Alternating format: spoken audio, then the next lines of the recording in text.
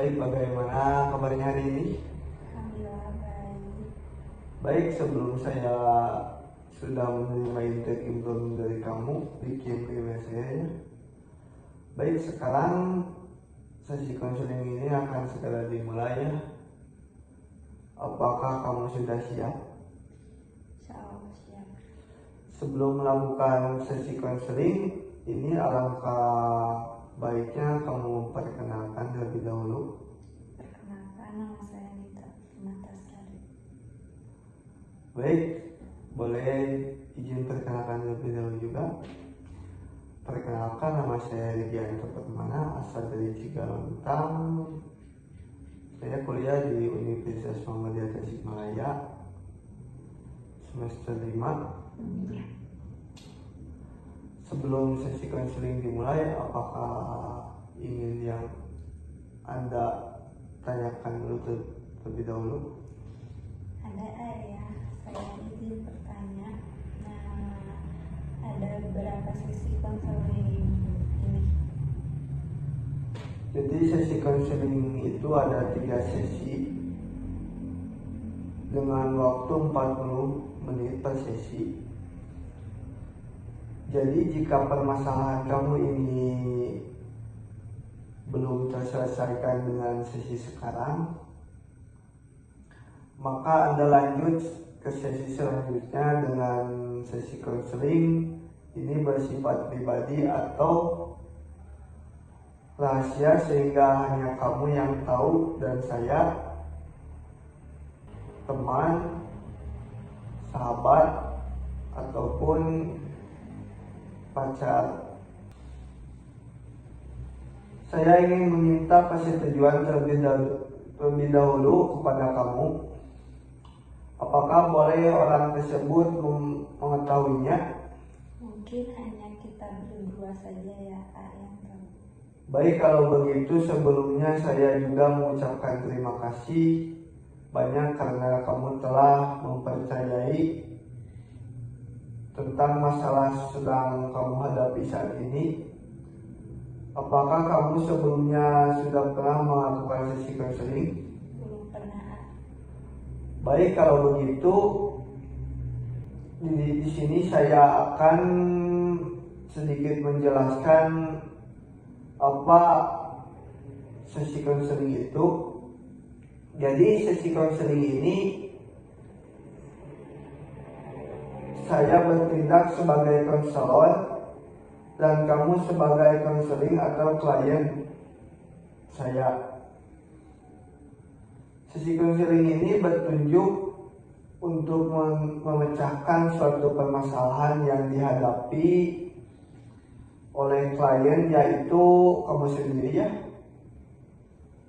Baik, untuk membersihkan waktu silakan kamu langsung saya bercerita permasalahan yang kamu sedang dihadapi saat ini. Baik, mungkin permasalahan yang sedang saya hadapi itu stres karena tugas kuliah ya. Jadi tugas kuliahnya itu banyak, terus deadline-nya juga mepet. Jadi saya harus bingung gitu harus mengerjakan yang mana dulu. Jadi teteh sulit untuk mengerjakan tugas dengan deadline yang sama. Adakah yang lain yang bikin bingung selain waktu, teteh? Selain itu juga ada sih ya. Selain itu misalnya kalau kerja kelompok saya suka atau ngerjain tugas di luar gitu bareng teman, saya suka bingung untuk meminta izin ke orang tuanya karena mungkin gimana ya, saya juga kerja gitu bersama orang tua saya di rumah. Nah, jadi saya juga harus bantuin mereka. Terus kalau mau keluar juga saya jadi ragu-ragu untuk meminta izinnya karena takut aja gitu gak diizinin sama orang tua. Jadi orang tua kamu tidak mengizinkan kamu untuk mengerjakan tugas tugas kelompok di luar seperti itu teh?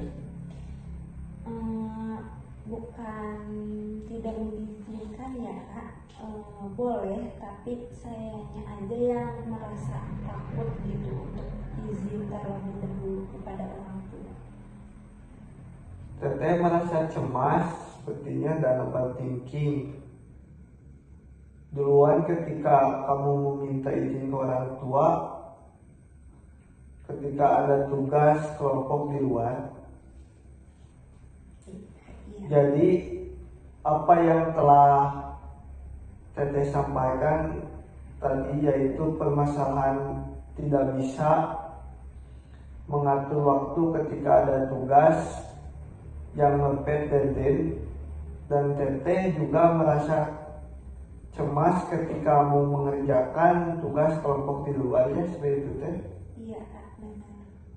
Baik, saya mempunyai pertanyaan di sini dari sesi konseling ini.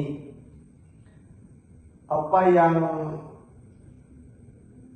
Teteh harapkan terjadi dalam diri kamu?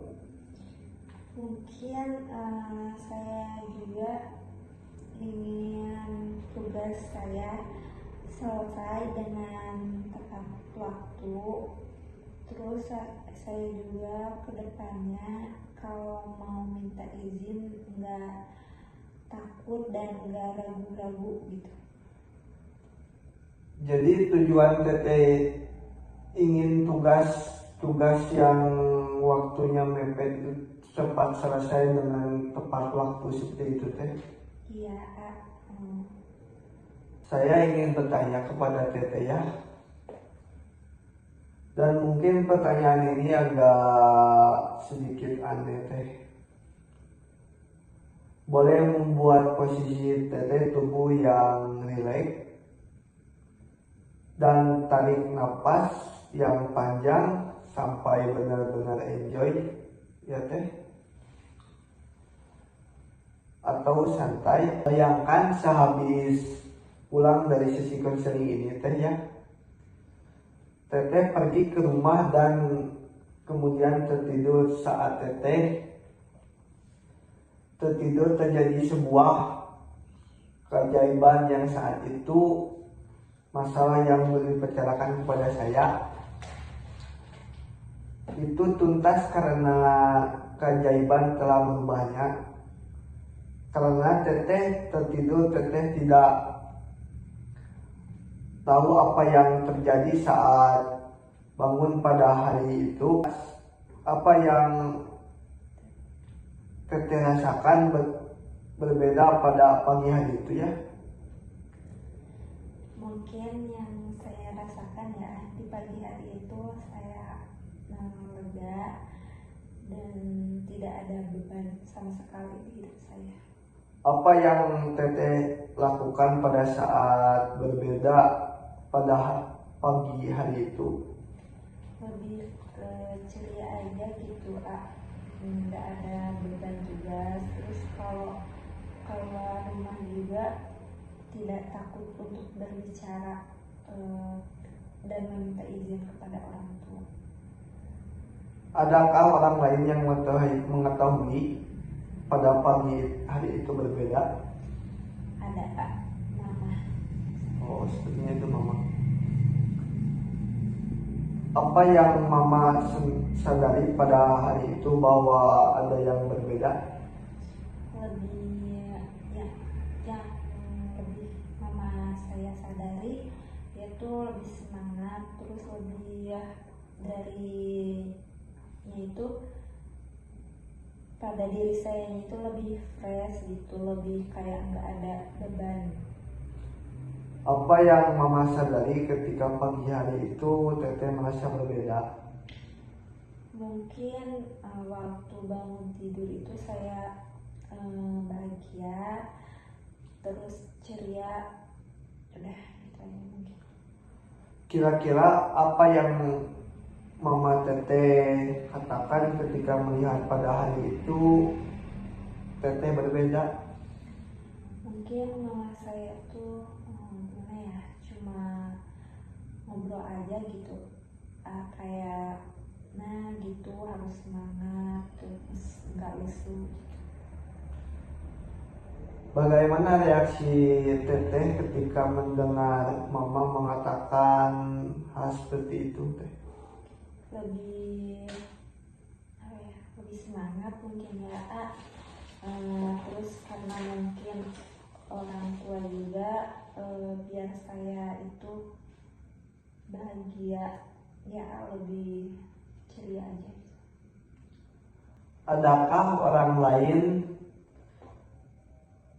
lagi yang mengetahui ada yang beda pada diri kamu pada pagi hari itu?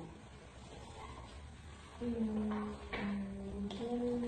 ada ya kak.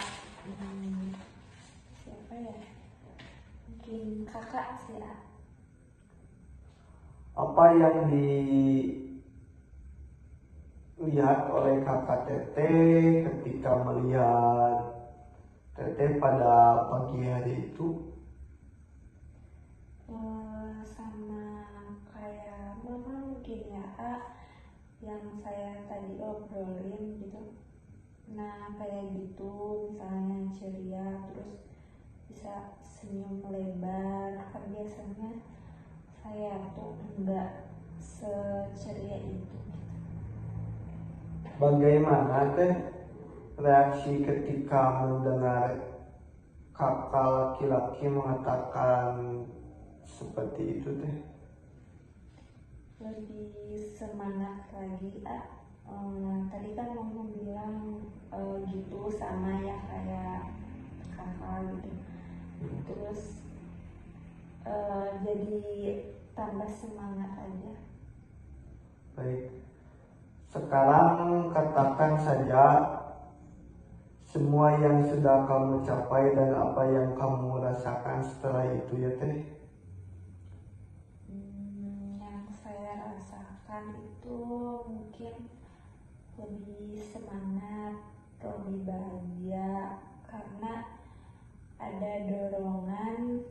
Terus saya juga bisa menjalani hari-hari saya dengan lebih giat lagi, lebih semangat, dan nggak ada beban kayak tugas. Oh baik Teh kalau seperti itu. Dan saat perasaan itu muncul, ada di bagian tubuh manakah yang paling kamu rasakan? Di bagian hati mungkin ya Kak. Baik, sekarang saya ingin kamu fokus pada sensasi semangat ya yang dirasakan pada bagian tubuh itu sambil menyimpan tangan kamu di sana. Baik, perasaan Teteh sekarang kecil atau besar? Besar. Berbentuk atau tidak berbentuk Teh? Berbentuk. Berwarna atau tidak berwarna Teh? Berwarna.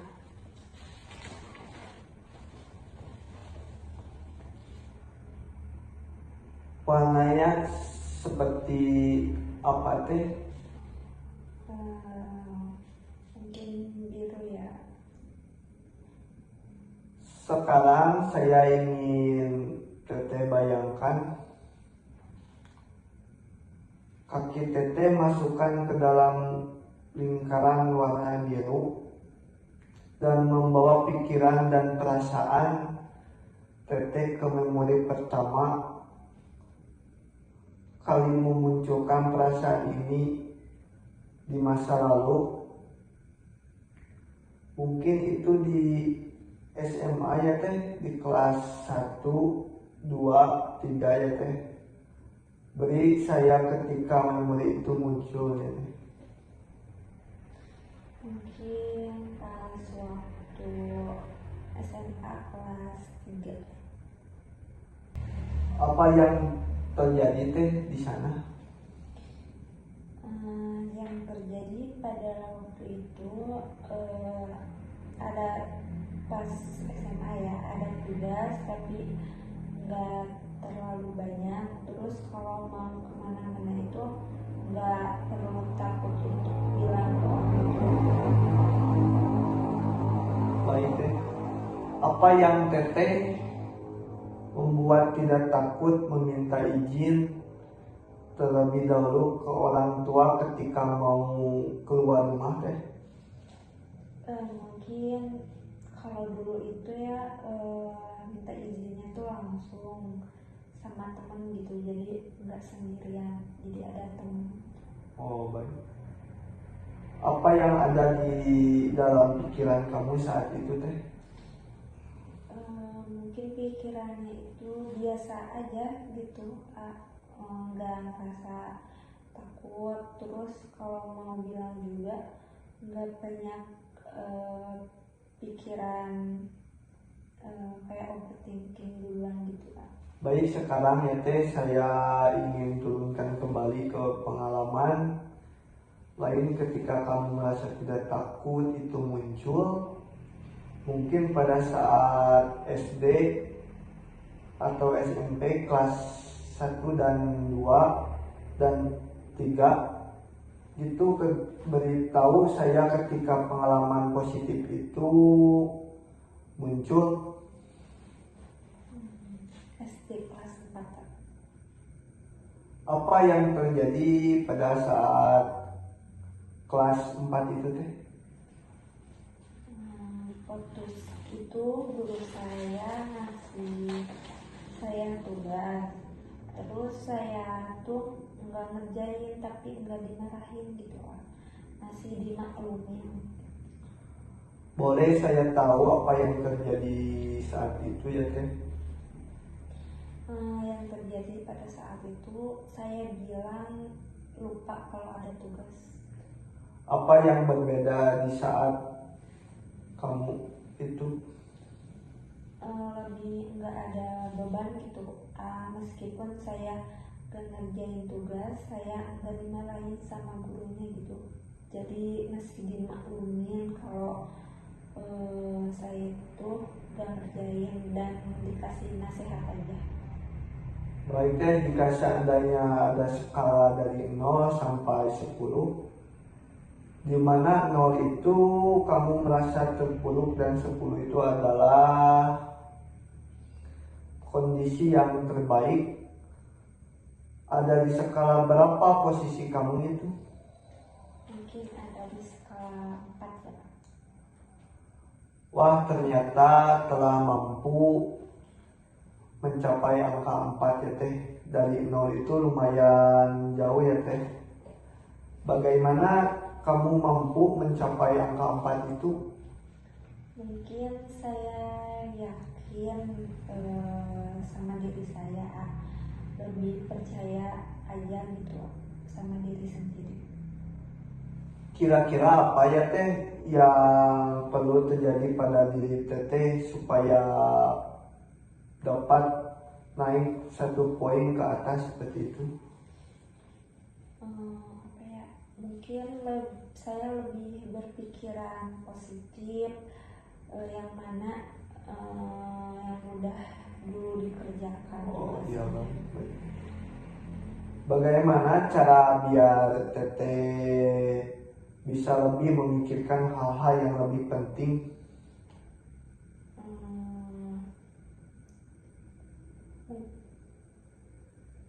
Mungkin ada dorongan terus ya, terus mengalihkan ke kegiatan lain juga.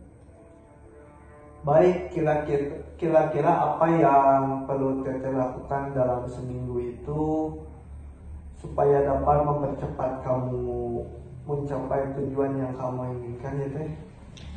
Saya itu akan memikirkan hal-hal yang baik, terus bisa mengatur waktunya juga dengan baik. Baik teh, adakah hal yang lain lagi itu yang perlu teteh lakukan? Mungkin yang saya lakukan, saya akan berusaha berpositif thinking. Baik, sesi konseling ini saya ingin Anda menulis pesan dan kesan yang kamu dapat selama sesi konseling ini dan menulis pada kertas 1 lembar ya teh. Seperti sesi konseling ini mesti kita akhiri pada sesi kedua ini. Nanti saya ingin melaporkan perubahan positif yang terjadi pada diri kamu setelah sesi konseling hari ini selesai. Terima kasih. Baik, terima kasih.